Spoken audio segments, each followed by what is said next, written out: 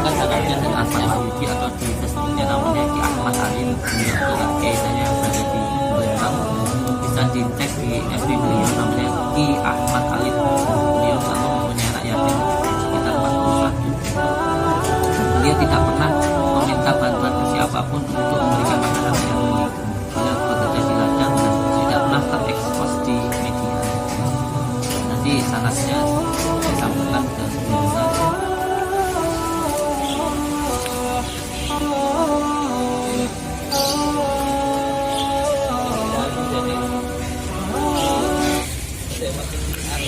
Alhamdulillah, ini sedikit untuk memberikan informasi kepada saudara-saudara kita bahwa Padepokan Sirep Geni alhamdulillah sudah diberikan oleh Allah untuk mampu merangkum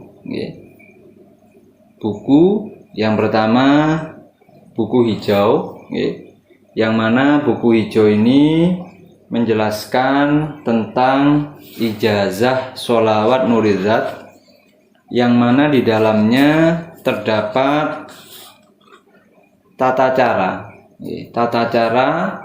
Yang pertama, tawasul untuk penyelarasan, kemudian penjelasan tentang sholawat nurizat, kemudian tata cara melaksanakan riyadhah sholawat nurizat, dan juga tata cara sholat taubat dan tata cara sholat hajat khusus.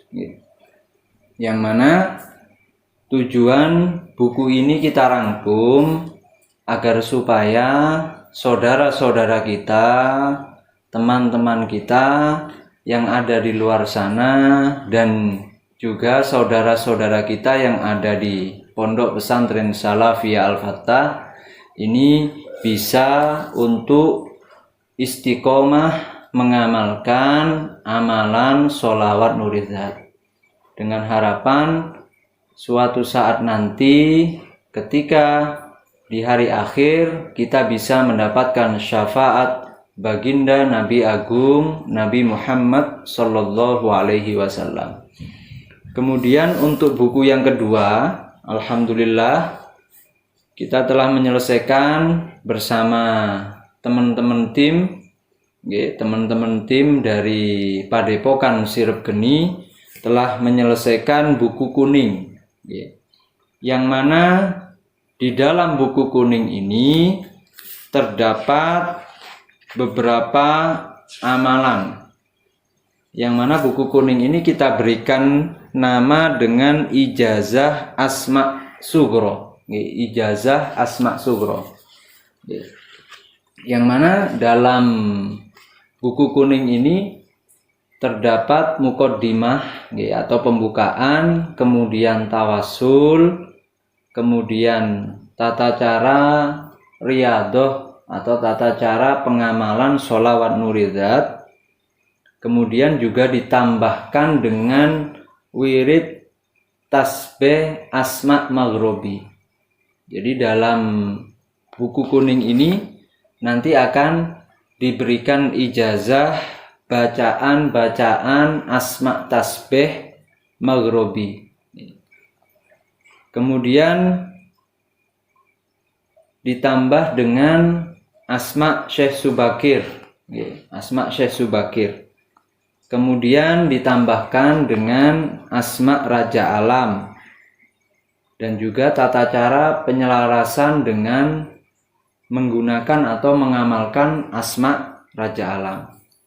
Dan juga ada isim Suryani, yang mana isim Suryani ini kami dapatkan dari saudara kita, guru kita yang ada di Lamongan. Kemudian juga permintaan dari guru kami yang ada di Lampung, Kiai Ahmad Wahyudi atau Ki Ahmad Alid. Di sana ada hizib maghrobi, hizib maghrobi tingkat 1 yang diijazahkan kepada kami, dan beliau meminta untuk dicantumkan di dalam buku ijazah Asma Sugro. Karena harapan beliau agar amal jariah ketika saudara-saudara kita mengamalkan ini bisa menjadi amal jariah kelak di dunia dan juga di akhirat. Nah, kemudian yang terakhir ada penjelasan tentang apa itu hizib maghrobi dan juga fungsi-fungsi atau penggunaan hizib maghrobi. Jadi sedikit kami ulas bahwa hizib maghrobi itu adalah sebuah amalan. Bahwa maghrobi itu bermula dari bahasa maghrib, nah, atau maghribi, bisa diartikan Maroko, atau negeri yang ada di daerah Maroko.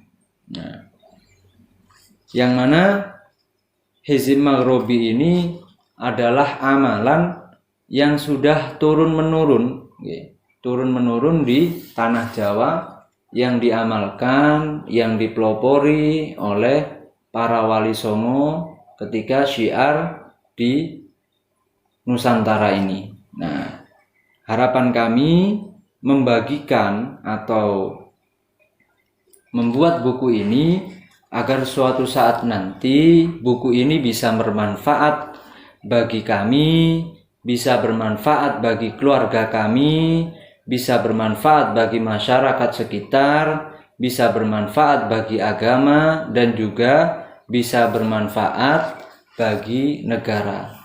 Kurang lebihnya dari kami sekedar menginfokan bahwa Padepokan Sirep Geni alhamdulillah atas izin Allah telah merangkum 2 buku. Yang pertama buku hijau, amalan dasar sholawat nuridat. Kemudian buku kuning ijazah Asma Sugro. Nah, jadi dari 2 buku ini nanti kita berikan bonus. Kita berikan bonus kepada saudara-saudara kita yang sudah memberikan sedikit jariahnya, sedikit infaknya kepada Padepokan Sirep Geni. Insya Allah amanah tersebut kami sampaikan kepada yang berhak. Kita sampaikan untuk pembangunan Pondok Pesantren Salafiyah Al-Fatah, dengan harapan kita saling bisa bermanfaat untuk sesama. Kurang lebihnya dari kami mohon maaf. Allahumma anfa'na bima 'allamtana wa 'allimna ma yanfa'una. Wassalamualaikum warahmatullahi wabarakatuh. Sambung ke beliau. Jadi dari beliau disambungkan ke saya menyambungkan ke guru saya nanti menyambungkan ke gurunya menyambungkan ke gurunya, dan insya Allah sampai ke Rasulullah. Untuk menyambungkan sanadnya bisa yang daerah Malang bisa berkunjung silaturahmi ke tempat beliau. Nanti saya sambungkan sanadnya dan nanti saya bawakan. Karena memang sholawat nuridat ini satu amalan, tetapi ketika saya mendapatkannya dahulu diminta oleh abah saya untuk meminta ijazah atau sanadnya ke 41 kiai, dan salah satu kiai ini sanadnya berbeda-beda, dan setiap sanad ini mempunyai manfaat dan fadilah yang berbeda-beda juga. Tetapi tidak usah tertuju pada fadilahnya, karena tujuannya satu, untuk menyambungkan rasa cinta kepada baginda Rasulullah. Karena apa? Karena di dalam diri kita, semua makhluk yang ada di dunia ini, seluruh yang ada di alam semesta ini tercipta dari Nur Muhammad. Ketika kita sudah bisa memesrakan Nur Muhammad, maka insya Allah bukan kita lagi yang mengejar dunia, tapi dunia yang akan mengejar diri kita. Lalu bagaimana caranya agar Nur Muhammad ini bangkit? Salah satu atau yang paling utama yang bisa untuk memesrakan Nur Muhammad, caranya cuma satu, yaitu sholawat. Nah, sholawat yang bagaimana yang bisa untuk memesrakan Nur Muhammad itu? Seperti kata makan. Kata makan itu kalau hanya kita berkata makan, kita nggak bakal kenyang. Kita nggak akan kenyang kalau hanya berkata makan. Di situ ada kun fayakunnya.